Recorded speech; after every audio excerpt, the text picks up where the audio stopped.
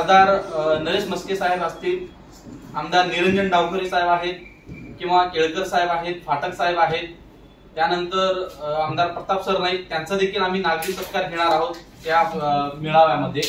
कारण प्रताप सर नाईक यांनी त्यांच्या मतदारसंघामध्ये राहणाऱ्या बंजारा समाजासाठी समाज भवन देणार आहेत त्यांनी, आणि त्याची घोषणा देखील त्या मेळाव्यामध्ये ते करणार आहेत। या संमेलनामध्ये बंजारा समाजाच्या कोणत्या कोणत्या समस्येचं चर्चा होणार आहे?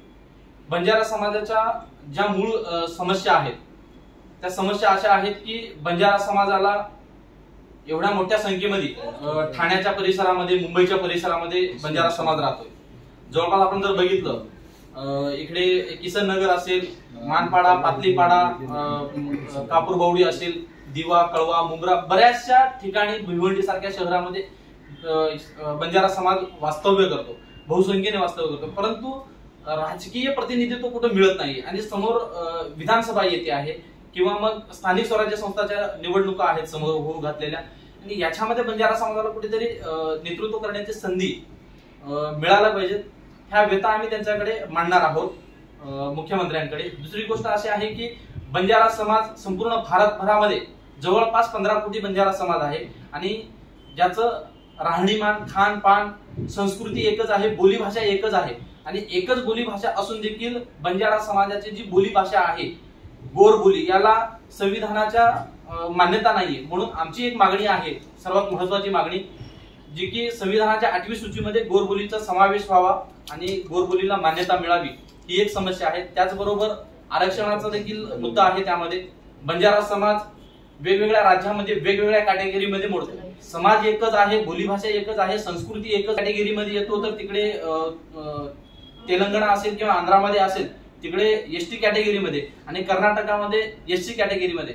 परंतु आमची मागणी आहे की संपूर्ण बंजारा समाज हा एसटी कॅटेगरीमध्ये यायला पाहिजे, ही सर्वात मोठी मागणी आहे आमची। आगामी विधानसभा निवडणूक येत आहे, तर बंजारा समाजाच्या वतीने कोण उमेदवार उभं करणार आहेत?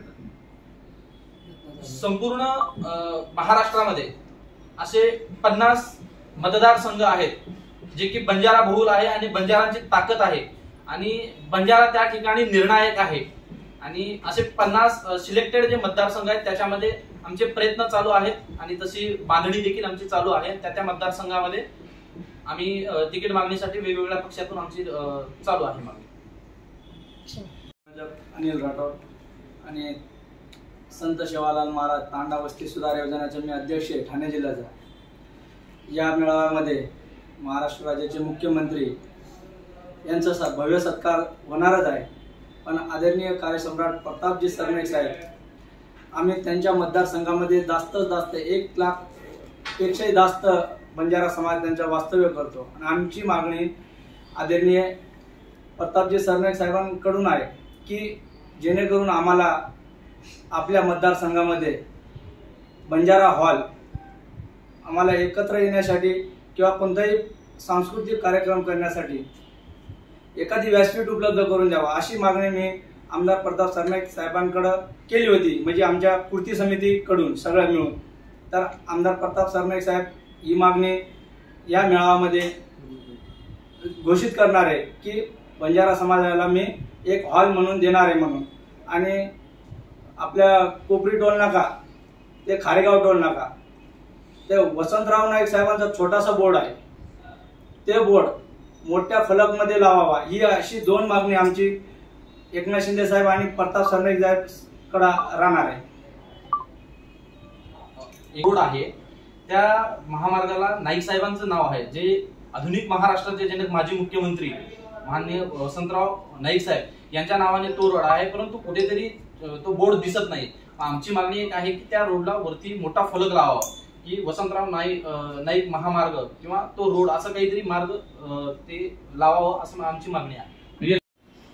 सर, काय सांगाल, आज पत्रकार परिषद घेण्यात आली, काय नेमकी तुमची भूमिका? मॅडम, ठाण्यामध्ये बहुसंख्येने बंजारा समाज वास्तव्य करतो। ह्या बंजारा समाजाच्या काही समस्या आहेत, ह्या समस्याचं निराकरण माननीय मुख्यमंत्री यांच्याकडून व्हावा।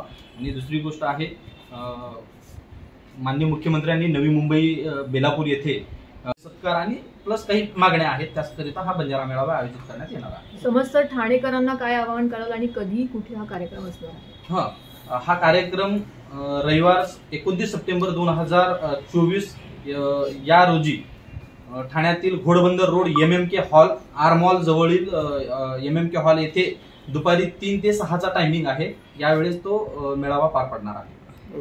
ओके.